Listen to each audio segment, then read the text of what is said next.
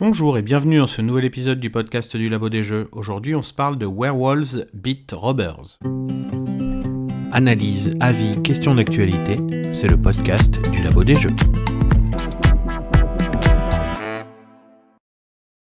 Alors, ce Werewolves Beat Robbers, c'est un des jeux du dernier Tokyo Game Market. On est sur un jeu qui mêle jeu de pli et jeu à rôle caché, puisque sur certaines cartes, vous allez avoir des rôles supplémentaires, mais ce sont aussi des cartes que vous allez jouer dans les différents plis. Déjà, le jeu se compose d'uniquement deux couleurs, des trésors d'un côté, des voleurs avec leurs petites cuisses bien aguichantes de l'autre côté, et autour de la table, on a deux teams. On a les voleurs, une nouvelle fois, et on a les loups-garous, bien entendu, qui aimeraient bien croquer du voleur. On ajoute à tout cela des cartes à effets spéciaux, qui sont également des cartes de rôle, et on est parti pour pouvoir jouer notre manche. Alors je vous ai dit qu'il y avait deux camps, en réalité il y en a un troisième, puisque comme d'habitude il y a un petit filou, c'est-à-dire qu'on a un voleur qui est un traître, et qui va aider ses amis loups-garous en fin de manche. Bien sûr, il va essayer de se cacher sur la route, et le but, c'est d'essayer de le retrouver. Toujours est-il que pour tout ça, on a donc une carte de rôle traître, comme je viens de le dire, on a deux cartes de rôle loup-garou, et après on a des cartes de rôle comme la voyante ou des couteaux dont on va voir les effets un peu plus tard.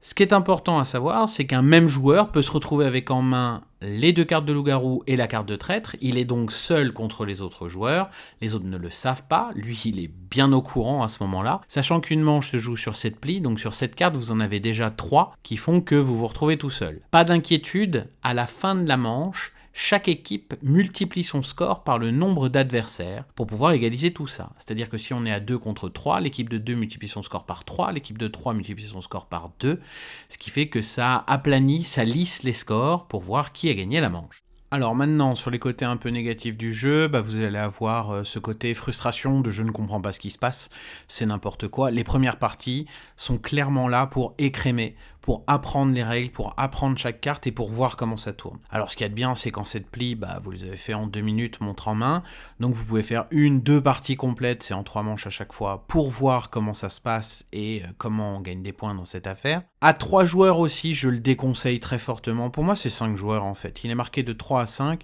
mais pour moi, c'est 5 joueurs. Il faut du monde autour de cette table, il faut qu'il se passe quelque chose. Et donc, plus on est de fous, plus on rit, comme on le dit si souvent. Un autre petit truc, sur les cartes spéciales, tout le texte est en japonais. Et donc, ça peut être quelque peu dérangeant, surtout si le japonais n'est pas une langue que vous maîtrisez à la lecture. Heureusement, direction BGG, vous avez ce qu'on appelle des paste-up, donc c'est-à-dire que vous avez les cartes en anglais que vous pouvez télécharger, imprimer. Moi j'ai découpé que le texte parce que je trouve que les illustrations sont vraiment chouettes, même si elles sont un peu bizarres, on a du mal parfois à comprendre ce qu'on a voulu dessiner. Mais j'ai récupéré que le texte, que j'ai rajouté dans des sleeves, et comme ça, j'ai mon jeu avec le texte en anglais qui roule très très bien et tout le monde comprend ce qui se passe. Voilà pour The Werewolves Beat Robbers, un jeu de pli à rôle caché qui fonctionne. J'en avais joué d'autres qui marchaient moins bien.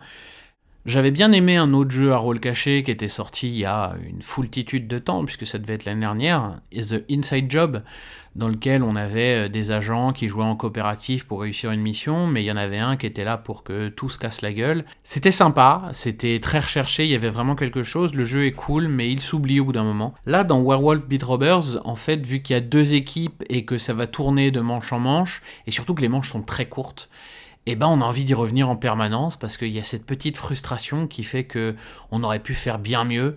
Et surtout, si on s'est fait berner, on est là, plus jamais tu m'auras. Maintenant, je saurais lire quand tu es loup-garou ou voleur, et ainsi de suite.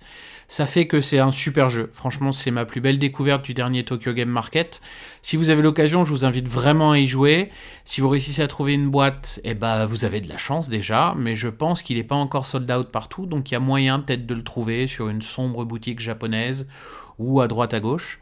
En tout cas, essayez-le si vous en avez l'occasion.